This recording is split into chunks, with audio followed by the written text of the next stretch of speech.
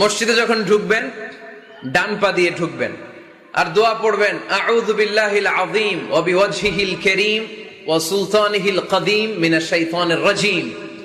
বিষ্ণু সাল্লাল্লাহু আলাইহি ওয়াসাল্লাম বললেন, যে ব্যক্তি মসজিদে ঢোকার সময় এই দোয়াটা পড়বে, শয়তান আফসোস শুরু করে, সে বলে, হায় হায়, সারা দিনের জন্য তো তুই আমার ওয়াসওয়াসা থেকে বেঁচে গেলি, আজকের সারা দিনের জন্য তোরে আমি হারালাম, আজকের সারাটা দিন আল্লাহর পক্ষ থেকে প্রোটেকশন নিয়ে তুই বেঁচে গেলি, আজকের জন্য যা, কালকে তোরে আমি ধরবো।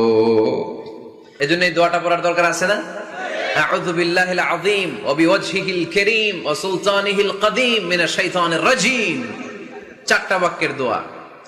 মুখস্থ করতে কষ্ট হলে যে ইউটিউবে চলে যাবে আজকেই, ওখান থেকে শুনে আপনারা মুখস্থ করে নেবেন, এই দোয়াটা পড়বেন, তাহলে ওই দিনের জন্য শয়তানের ওয়াসওয়াসা, টেম্পটেশন, প্রভোকেশন থেকে আপনি আল্লাহ তাআলার প্রোটেকশনে চলে গেলেন। সুবহানাল্লাহ পড়েন।